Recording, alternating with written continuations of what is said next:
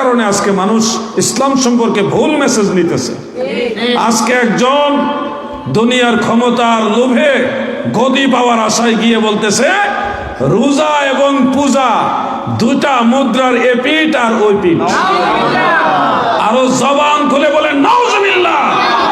রোজা একটা ফরজ ইবাদত, আল্লাহর দেওয়া বিধান। কুতিবা আলাইকুমুস সিয়াম, আল্লাহ তাআলা বলে আমি তোমাদের উপর রোজা ফরজ করেছি। মহান আল্লাহ তাআলার দেওয়া বিধানকে পূজার সাথে সে মুদ্রার এপিঠ আর ওই পিঠ সাদৃশ্য করার কারণে এমনি তো সে বেঈমান হয়ে গেছে। তার নাম আর মুসলমানের খাতায় রাখার কোন সুযোগ নাই। তার জন্য তওবা লাজিম, তওবা লাজিম। কোথায় রোজা আর কোথায় পূজা? শিরকি একটা কাজের সাথে নিয়ে আল্লাহর বিধান রোজার সাথে ম্যাচিং করছে শুধুমাত্র হিন্দু ভাইদের ভোট পাওয়ার জন্য।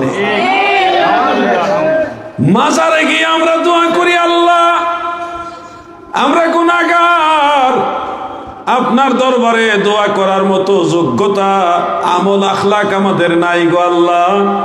এই জন্য আপনার ওলির দরবারে আসছি, আপনার ওলির উসিলায় আমার মনের আশা পূর্ণ করেন। এই জন্য আমরা মাজারে যাই।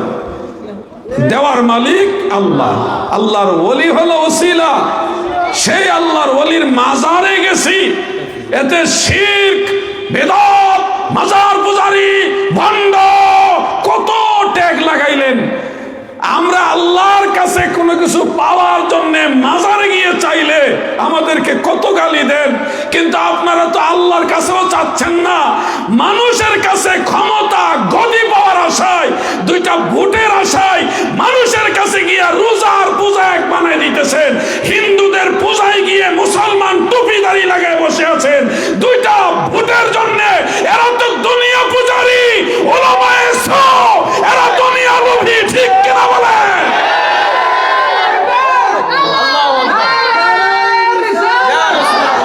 আপনারা জানেন হযরত মূসা আলাইহিস সালাম আর খাজা খিজির আলাইহিস সালামের একটা ঘটনা আছে, আছে কিনা ভাইয়া? যুবক ভাইরা কথা সারা দাও, আছে কিনা? অনেক বক্তা ভাইয়েরা আবার ওয়াজটা ভিন্নভাবে করেন। মনে রাখবেন ভাই আমার, আমি তো সত্য কথাটা তুলে ধরি, যার কারণে অনেকে এই ভুল ওয়াজ যারা করছে তাদের বিরুদ্ধে চলে যায় অটোমেটিক, তখন আমার বিরুদ্ধে লেগে যায়। কি একটা মুসিবতে আছে আমি জানেন। সত্য কথা বলাও যাবে না এখন, এমন এক জামানা এখন অতিক্রম করছি আমরা। অনেকে বলে আল্লাহর নবী মূসা আলাইহিস সালাম জ্ঞান ইলমে বাতিন বা ইলমে মারিফত শিক্ষার জন্য আল্লাহর ওলি হযরত খিজির আলাইহিস সালামের কাছে গেছে। নবী হওয়ার পরেও একজন ওলির কাছে জ্ঞান আহরণ করার জন্য গেছে। এই ধরনের কথা বলা হয় কিনা বলেন? হয়। এই ধরনের বক্তব্য দেওয়া যাবে না। ইমানের খাতরা হবে, ইমান নষ্ট হওয়ার জন্য কারণ হবে। পীর সাহেব যদি বলে, পীর সাহেবেরও শিখার শেষ নাই, জ্ঞান সবাইকে শিখতে হবে। খাজা খিজির আলাইহিস সালামকে যদি শুধুমাত্র ওলি হিসেবে আপনারা ধরেন, তাহলে মূসা আলাইহিস সালাম নবী এবং রসুল, নবী এবং রসুল। ওনার উপরে তওরাত কিতাব নাজিল হয়েছে। আমাদের নবীজির পরে সমস্ত নবী রাসূলদের মাঝে হযরতে মূসা আলাইহিস সালাম আল্লাহ তাআলার সাথে সবচেয়ে বেশি কথা বলছে। আল ইতকান ফি উলুমিল কুরআন একটা কিতাব আছে, আলিয়া মাদ্রাসার কামিলে তাফসীর বিভাগে পড়ায়। আমার এই ভাই বলতেছে, দেখছেন আলেম যারা, আলেম থাকলে কথা বলতে মজা লাগে। বলি মারহাবা, কারণ ওনারা তো এগুলি পড়ায়, পড়ে নিয়মিত, এগুলি তাদের সিনার ভিতরে আছে। আর জাহেল যারা আছে এরা খালি কবি তা কি ওয়াজ করে, এত কিতাব লাগবে নি, ঘটনা কর। আলেম থাকলে আমরা কথা বলে মজা পাই। আল ইতকান ফি উলুমিল কুরআনের মধ্যে হাফেজ জালালউদ্দিন সুয়ুতী রাহিমাহুল্লাহ তিনি লিখেন, মূসা আলাইহিস সালাম আল্লাহ তাআলার সাথে 400 বার কথা বলছে। বলেন না কয়শো বার? যেই 400 বার কথা বলেছেন, এর মধ্যে তুর পাহাড়ে ম্যাক্সিমাম টাইম কথা বলেছেন, ওখানে আমি গিয়েছি আলহামদুলিল্লাহ। এটা ফিলিস্তিন এবং মিশরের বর্ডারে সিনাই উপত্যকার মধ্যে পড়েছে। 4 ঘন্টা লাগে ওই পাহাড়ের উপরে উঠতে। কয় ঘন্টা?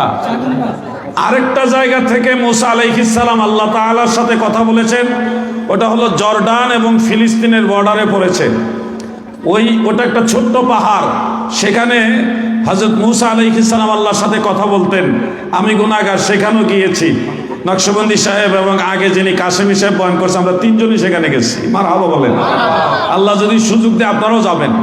সেই মূসা আলাইহিস সালাম নবী এবং রসুল, একজন নবী এবং রসুল।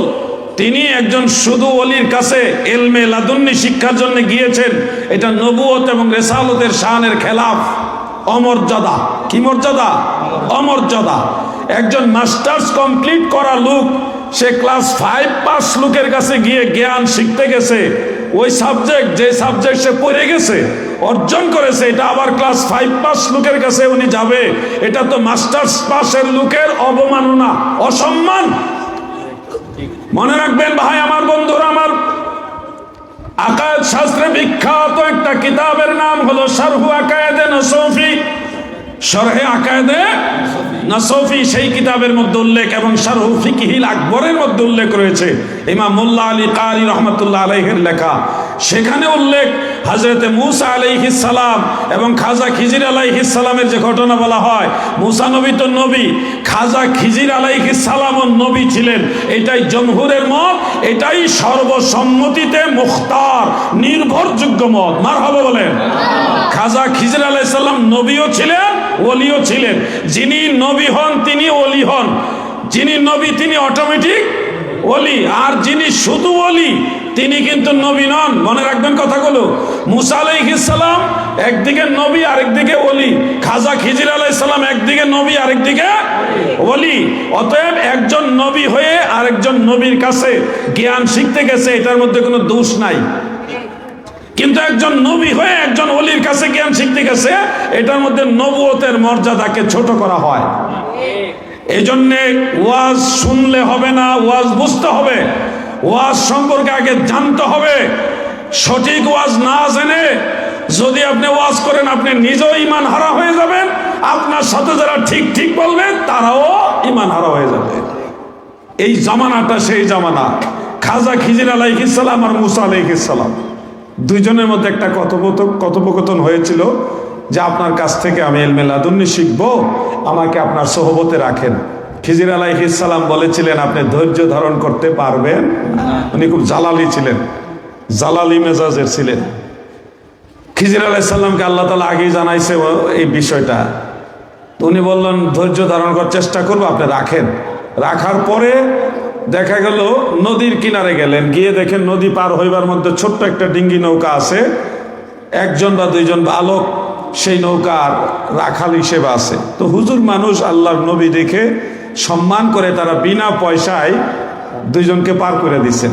ওই পারে গিয়ে, নদীর ওই পারে গিয়ে খিজির আলাইহিস সালামের হাতে লাঠি ছিল, লাঠি দিয়ে এইভাবে পার মেরে নৌকার তক্তা একটা ছোটাইয়া দিছে। এখন পানি ঢুকতে ঢুকতে নৌকা পানির নিচে চলে গেছে, কিনারেই কিন্তু নিচে চলে গেছে। মূসা আলাইহিস সালাম প্রতিবাদ করলেন যে আপনি এটা কি করলেন? এই ছেলে দুইটা আমাদের মহব্বত করে বিনা পয়সায় পার করে দিল, আর আপনি সেই বালকদের নৌকা আপনি তক্তা ভেঙে দিলেন, এটা কেমন করলেন? খিজির আলাইহিস সালাম শর্তের কথা স্মরণ করে দিলেন, আপনাকে বলেছিলাম আপনি ধৈর্য ধারণ করতে পারবেন না, আমাকে আরেকবার সুযোগ দেন, আমি ধৈর্য ধারণ করার চেষ্টা করব। আবার সুযোগ দিলেন, সামনে গেলেন। মনে রাখবেন এই কথাগুলো, আপনারাও অনেকে জানেন, কিন্তু আমি স্মরণ করাই দিচ্ছি। আরো একটু দূরে গেলেন,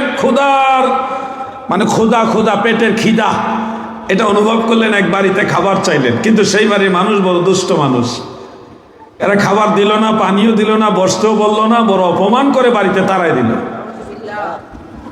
তখন খিজির আলাইহিস সালামকে, মূসা জি বলুন, এই বাড়ির একটা ওয়াল ভেঙে যাচ্ছে, আমাদের দেশের সিমেন্টের তৈরি ওয়াল না, চুন সুরকি দিয়ে একটা পাথরের উপর আরেকটা পাথর একটা লেভেল করে ওয়াল করা, এটা প্রায় অনেক দিন হয়ে যাওয়ার কারণে ভেঙে ভেঙে যাচ্ছে, পড়ে যাচ্ছে।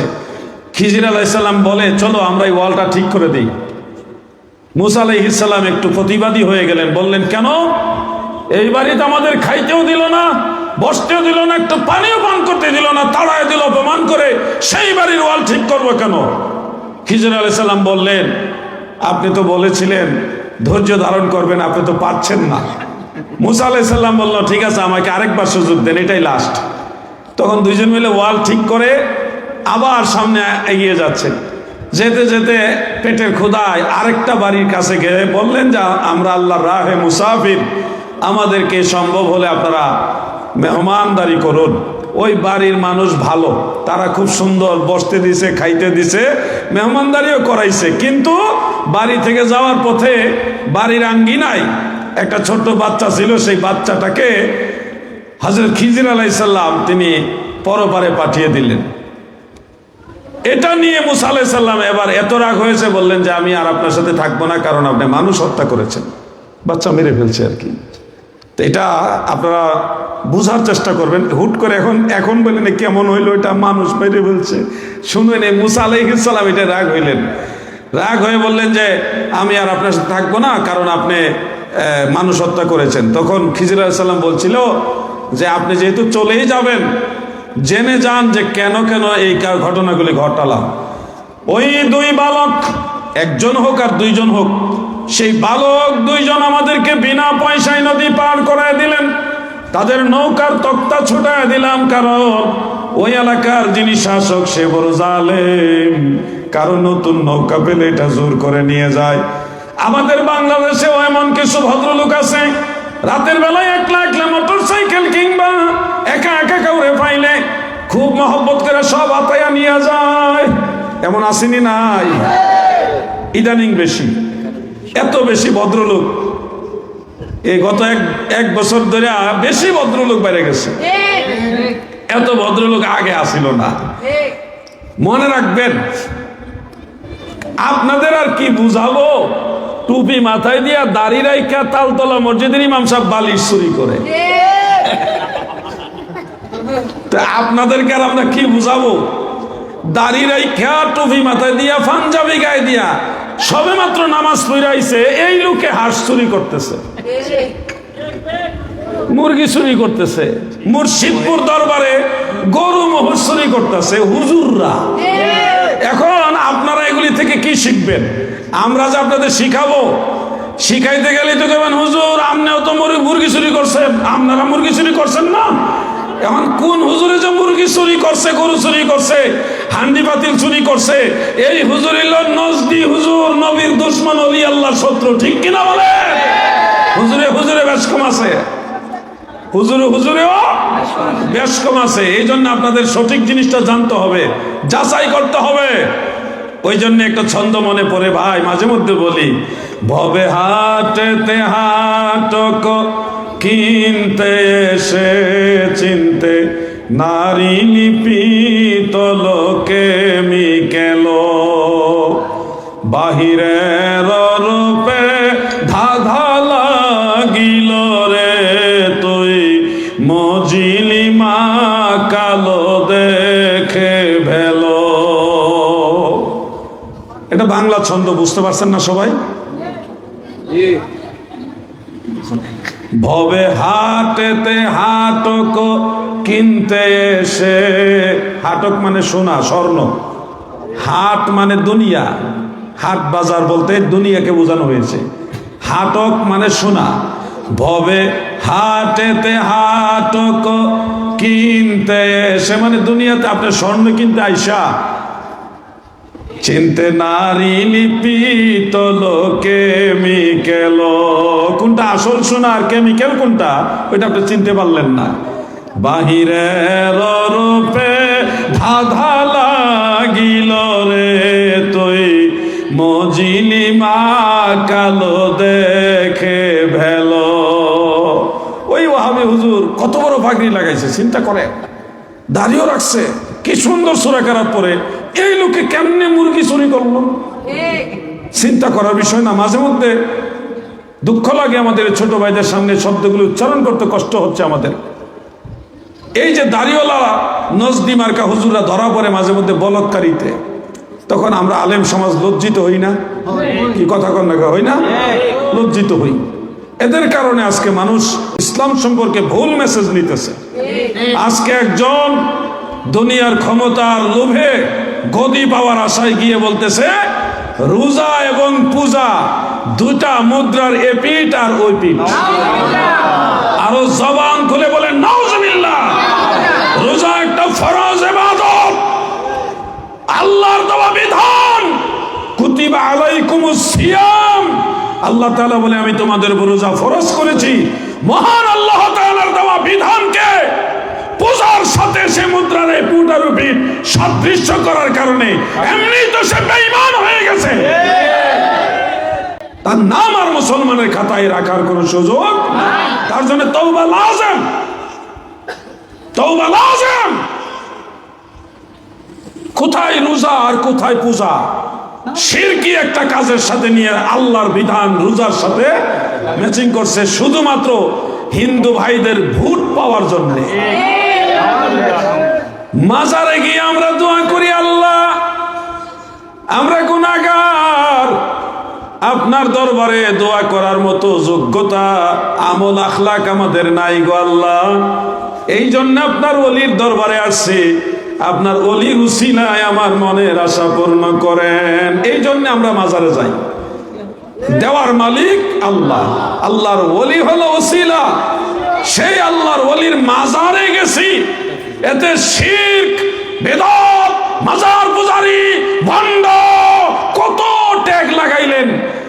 আমরা আল্লাহর কাছে কোনো কিছু পাওয়ার জন্য মাজারে গিয়ে চাইলে আমাদেরকে কত গালি দেন, কিন্তু আপনারা তো আল্লাহর কাছেও চাচ্ছেন না। মানুষের কাছে ক্ষমতা গদি পাওয়ার আশায়, দুইটা ভোটের আশায় মানুষের কাছে গিয়ে রোজা আর পূজা এক বানায় দিতেছেন। হিন্দুদের পূজায় গিয়ে মুসলমান টুপি দাড়ি লাগায় বসে আছেন দুইটা ভোটের জন্য। এরা তো দুনিয়া পূজারি, ওলামায়ে সু, এরা দুনিয়া লোভী, ঠিক কিনা বলে?